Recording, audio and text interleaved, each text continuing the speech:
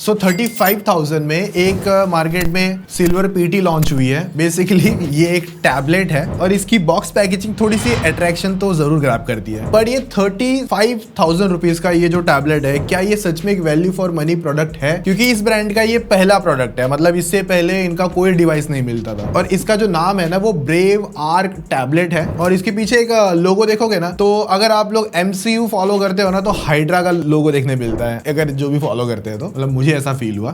क्या कहानी है? 35,000 जो आपका पैसा है, क्या आपको इस मिठाई सिल्वर डब्बे में आपको इन्वेस्ट करना चाहिए, या मार्केट में इससे अच्छे टैबलेट अवेलेबल है, या ये कहां पर स्टैंड आउट होता है, वो हम फिगर आउट करेंगे। बेसिकली ये जो टैब है ना, ब्रांड ने इसको एक तरीके का 2-in-1 लैपटॉप बेस कहा है, क्योंकि एक तरीके से कह लो जब ये एक ऑप्शन है, जब आप इस पर टैप करोगे तब ये एक पीसी वाली वाइब निकाल के देगा, जस्ट लाइक सैमसंग का जो डेक्स मोड आता है ना, वो वाली थोड़ी सी फील निकाल के देता है, ऐसा मुझे फील हुआ। बाकी क्या कहानी है पूरी एकदम डिटेल में समझते हैं। देखो अनबॉक्सिंग एक्सपीरियंस बहुत सिंपल में बता देता हूँ। बड़ा सा डब्बा है, टैब है, एक उसका फोलियो टाइप का कवर मिलता है जो ऐसा किक स्टैंड की तरह खड़ा भी कर लेता है टैब को। उसके बाद में इसके अंदर एक स्टाइलस आती है या पेंसिल आती है, जो भी कह लो, वो इसके अंदर बॉक्स में आपको मिल जाती है, अलग से खर्चा नहीं करना। एक है ना इसका कीबोर्ड भी आता है जो आपको, लेकिन उसके लिए अलग से पैसा देना पड़ेगा। स्टार्ट में 200 लोगों को मिलने वाली थी और 200 लोग में हम लोग नहीं थे, और मतलब आप लोग भी नहीं आओगे क्योंकि आप इस वीडियो के बाद ही परचेस करने का अगर प्लान करोगे तो। बाकी चार्जर, केबल वगैरह सब कुछ आता है और कलर ऑप्शन ज्यादा नहीं, एक ही मिलता है। स्टोरेज ऑप्शंस भी एक मिलता है, ज्यादा कुछ ऑप्शन ढूंढने नहीं मिलेगा। जो ये ब्रांड है ये फर्स्ट टाइम कोई अपना प्रोडक्ट लॉन्च कर रहा है और इनका थोड़ा कहना यह था कि थोड़ी सी स्टाइलिश फ्लेक्सिबल चीजें निकालेंगे, मतलब ऐसा है। तो इसके लिए इन्होंने स्मार्टफोन ना लेकर टैबलेट पे जंप करना सही समझा उनके हिसाब से कि ये थोड़ा सा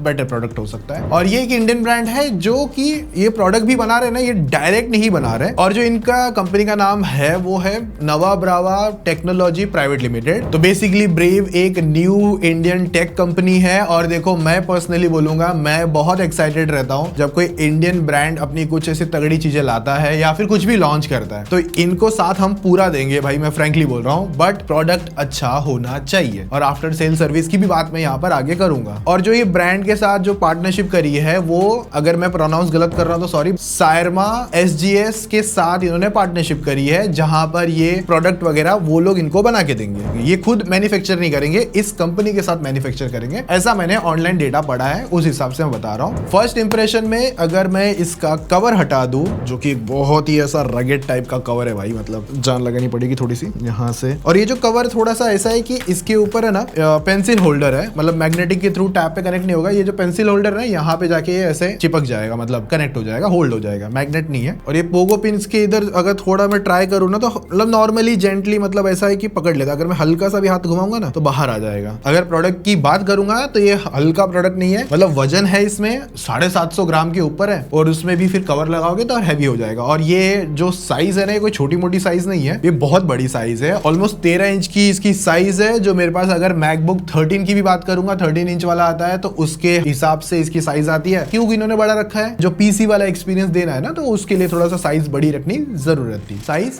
मैटर करता है। तो ये पूरा यूनिबॉडी मेटल डिजाइन आता है जो पूरा स्ट्रॉन्ग एकदम स्टडी तो निकालता है भाई, एकदम कड़क वाला माल बेसिकली। और पीछे की तरफ जो इनका सिल्वर कलर का ऑक्टोपस है, जो मैंने कहा कि मुझे फील हुआ कुछ और, आप लोग को भी फील हुआ कि नहीं बताना। MCU फैंस है वो बता सकते हैं, DCU वाले नहीं बता सकते। देखो ये यूनिबॉडी मेटल डिजाइन जरूर है, मैं ना नहीं कर रहा हूं, बट ये ना इतनी प्रीमियम वाइब नहीं देता। अगर मैं कोई आईपैड भी पकड़ लूं उस हिसाब से, अगर जैसे कि ये आईपैड है तो इसको मैं पकड़ूंगा तो ये पूरा सॉलिड प्रीमियम वाइब देता है, ये वाला थोड़ा कम देता है। और अगर मैं आईपैड भी ना पकड़ूं तो जो भी ऐसे टैबलेट्स आते हैं, Xiaomi के टैबलेट्स आते हैं, OnePlus के टैबलेट्स आते हैं, इनसे पहले भी जो लॉन्च हुए भाई, वो बहुत ज्यादा सॉलिड प्रीमियम फील होते थे। और मैंने इसको थोड़ा सा रफली यूज करा है, तो इस तरफ से इसका कलर है ना जो निकलना चालू हो गया, अगर यहाँ से देखोगे ना ये वाला पार्ट। बाकी इसमें एक सिम स्लॉट जैसा कुछ है, बट यहाँ पर सिर्फ आप मेमोरी कार्ड डाल सकते हो, सिम नहीं डाल पाओगे। 1 TB तक लेके जा सकते हैं। और इसका कैमरा मॉड्यूल भी थोड़ा सा OnePlus वाली वाइब नहीं देता, थोड़ा सा मतलब वाली फील तो दे रहा है जरा, मुझे तो लगा एक बार। बाकी इसका जो टाइप सी वो फास्टर है, जो कि एक अच्छा पॉइंट है, मतलब 3.1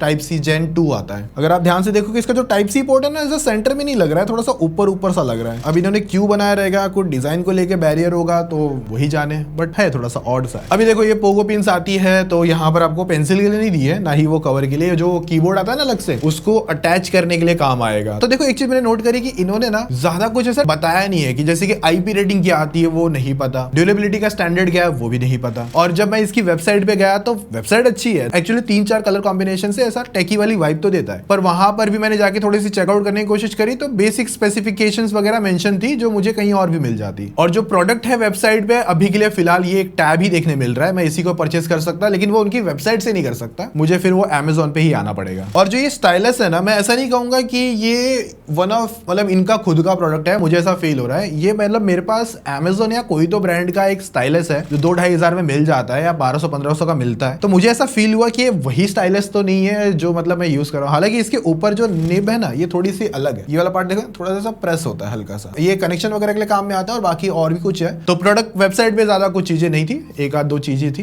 तो जस्ट देख सकते हो उनके फाउंडर्स एंड ऑल वगैरह। और हाँ, ये कोई कोलैबोरेशन नहीं है, मैंने खुद पैसा डाल के वीडियो बना रहा हूँ, तो जस्ट बता रहा हूं। क्योंकि किसी ब्रांड का फर्स्ट प्रोडक्ट है तो थोड़ा सा वो थोड़ी सी छानबीन होनी जरूरी है। सबसे की हाईलाइट अगर इसकी बात करूंगा जो है इसका डिस्प्ले, जो एक बड़े ऑलमोस्ट 13 इंच का आता है 2.8 के रेस के साथ में, जो कि IPS LCD पैनल है, 144 हर्ट्ज है। तो इसमें ना ऐसा ऑटो वाला सिस्टम नहीं दिखा, मतलब रिफ्रेश रेट को एकदम अपने हिसाब से मैनेज करने वाला पार्ट होता है ना, वो नहीं दिखा। मतलब या तो सीधा हाई है 144 हर्ट्ज पूरा ही चल जाएगा हर जगह पे, पावर कंजप्शन थोड़ी डेफिनेटली अलग से निकल कर आएगी। बाकी ये जो डिस्प्ले पैनल है ये आप इंडोर में ही ज्यादातर यूज करोगे इतने बड़े डिस्प्ले को, तो वहां पर अच्छा है। आउटडोर में थोड़ा सा वीक है, तो वहां पर तो लेकिन ही जाओगे। कलर्स अच्छे हैं बट जो शार्पनेस है ना वो थोड़ी सी वीक फील होती है इतने बड़े पैनल में। वो PPI जो पिक्सल पर इंच है वो थोड़े से कम है, दैट्स व्हाई वो थोड़ी सी फीलिंग आती है। और ऊपर से यूट्यूब पर और ना ही नेटफ्लिक्स वगैरह पर OTT प्लेटफॉर्म्स पर ये HDR का सर्टिफिकेशन भी नहीं लाते, जो कि एक मैसिव प्राइसिंग है 35,000, और वहां पे एक बार आता तो एक अच्छा पॉइंट लगता। वाइड वाइन L1 वगैरह आता है, लेकिन इतने बड़े डिस्प्ले पर 1080p का कंटेंट थोड़ा सा वीक फील होता है, ऐसा मुझे फील हुआ। बाकी अगर आप पोगो पिंस के साइड में देखते हो ना, आपको ऐसा लगेगा दो टाइप सी पोर्ट है, बट टाइप सी पोर्ट नहीं है, कीबोर्ड अटैचमेंट में हेल्प आएगा। तो पहले मैं भी देख के शॉक हो गया कि 3 USB पोर्ट्स आ रहे हैं भाई इसमें। इसका स्पीकर अच्छा है, लाउडर है। देखो इसमें ना 8 स्पीकर आते हैं, लेकिन जब मैं इसे प्ले करता हूँ ट्राई कर लिया ना तो आपको मजा ही आने वाला है। देखो तो करना क्या है ना, सबसे पहले तो छोलों को खड़ी मसाले एंड ब्लैक टी बैग के साथ 4 टिक्के लगा लेंगे, फिर है तो लाउडर है, बट वो बेसीनेस, वो प्रीमियम वाली जो चीज होती है ना वो फील नहीं होती। जैसे iPad या OnePlus टैब या फिर Xiaomi टैब में वो फील होता है ना प्रीमियम वाली बातचीत, वो थोड़ा सा कम फील होता है। देखो इसमें ना एक चीज मुझे ऐसे लगी कि इतना बड़ा टैब है तो इसमें एक 3.5 mm जैक पोर्ट आना चाहिए था, अब नहीं आता। तो बॉक्स के अंदर कोई कन्वर्टर भी नहीं है, तो आपको टाइप सी या फिर कन्वर्टर वाले ईयरफोन के थ्रू सुनना पड़ेगा। बाकी देखो इसमें 3 माइक आते हैं जो आप मीटिंग वगैरह कर पाओगे, कॉल वगैरह तो नहीं कर पाओगे, मतलब जैसे कि जूम कॉल्स हो गई या जीमेल कॉल्स हो गई, जो भी गूगल कॉल्स हो गई, तो वहां पर वो थोड़ा बहुत एक्सपीरियंस अच्छा बना देती है। अब इसका सेकंड बेस्ट पार्ट मुझे ऐसा लगा डिस्प्ले के बाद, मतलब बड़ा साइज है वो, तो यहाँ पर जो बैटरी है ना, मैंने अभी तक किसी टैब में सबसे ज्यादा जो नंबर वाली एमएच बैटरी देखी ना वो इसमें 14,550 mAh की बैटरी इसमें आती है। चार्जर है वो 33 वॉट का है, डिसेंट है, मतलब 100% चार्ज होने में ऑलमोस्ट मैंने जितना नोटिस किया था 1 घंटा 20 मिनट के ऊपर टाइम लगा लेता है। देखो ये 14,550 mAh की जो बड़ी बैटरी है ना, हमने अभी तक यूज करी है, तो जब से हमारे पास आई है, तो अब जाके अगर मैंने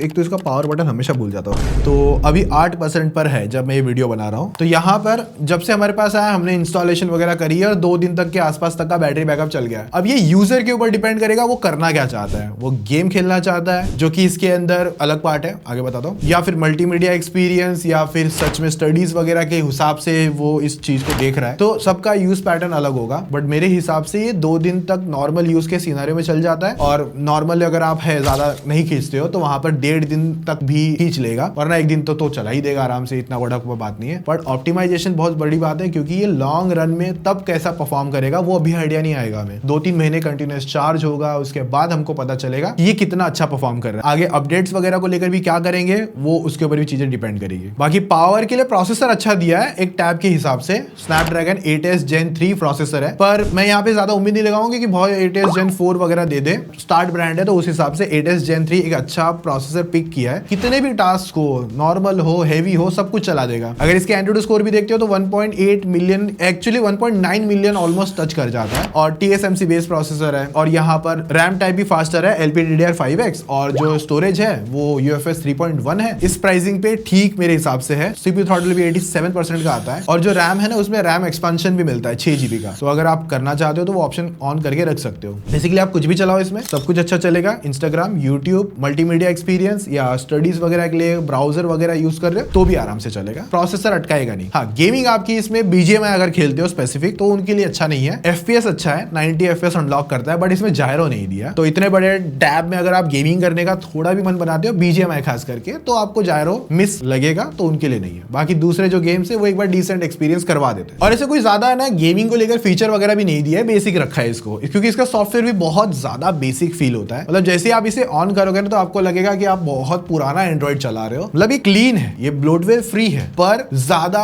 मॉडर्न नहीं है, तो वो थोड़ी सी ओल्डर वाइब रहती है, तो वो थोड़ा सा अजीब फील होता है। अब आगे जाके ये थोड़ा सा और जाके इसको मतलब मॉडर्नाइज करेंगे या अच्छा कुछ लेकर आएंगे तो वो एक अच्छा पॉजिटिव नोट होगा। बट सॉफ्टवेयर मुझे ऐसा लगा कि ये और बेटर होना चाहिए था, क्योंकि इसी प्राइसिंग पर आपके पास OnePlus, Realme या फिर Xiaomi टैबलेट्स हो गए या iPads भी अगर आप सेकंड हैंड भी देख लेते हो, बहुत अच्छा एक्सपीरियंस करवा देगा, मतलब बहुत ही अच्छा करवा देगा। और जो है ये Android 15 के साथ आता है, तो यहाँ पर भी ओल्डर फील होता है। 16 आता तो चलो ठीक है, एक दिल में तसल्ली होती। लेकिन एक चीज बहुत बड़ा दुख है कि इन्होंने कुछ नहीं बताया कि इसमें 1 साल का अपडेट आएगा, 2 साल का आएगा, 3 साल का आएगा, नहीं आएगा। यूट्यूबर्स को भेज दिया कोलैब करने के लिए, पर वो पोर्शन ही मिस है कि कितना अपडेट आएगा, ना ही किसी ने बताया। बाकी देखो इसका एनिमेशन जो UI जो सिंपल चलाओगे वहां पे ठीक है, चल जाएगा, बट जैसे ही इसके PC मोड में जाते हो तो वहां पर आपको थोड़ी सी दिक्कत आएगी। थोड़ी सी एनिमेशन है ना ऐसे अलग तरीके की फील होगी, जो उतनी स्नैपी नहीं लगती, थोड़ी जिटरी लगती है, थोड़ी और ज्यादा बेटर हो सकती थी, वो पॉलिश नहीं लगती। बट जब नॉर्मल मोड में आते हो टैब में तब आपको थोड़ा बेटर फील होता है। अब जिस चीज के लिए बनाया था कि एक डेस्कटॉप एक्सपीरियंस रहेगा, वो सारी चीजें PC एक्सपीरियंस रहेगा, तो वहां पर ही सॉफ्टवेयर का बहुत बड़ा सीन मुझे लगा। और खास करके अपडेट्स को लेकर कि अपडेट क्या आएंगे कोई आइडिया नहीं, वहां पर थोड़ा सजेस्ट करना डाउट रहेगा। और देखो ये टैब खरीदोगे तो स्टडीज वगैरह के लिए भी अगर प्राइमरी देखने जाएंगे तो वहां पर कुछ का एक मोस्ट ऑफ ब्रांड अपना खुद का एक नोट एप्लीकेशन बना देता है, तो ताकि क्विक वगैरह एकदम कर सके। बट इनका कुछ भी नहीं है, ये माइक्रोसॉफ्ट की जो एप्लीकेशन आती है ना वहां पर चले जाता है, और वहां से भी जब होवर करने वाला पार्ट आता है ना तब गूगल की तरफ भेज देता है। तो ऐसे थोड़ा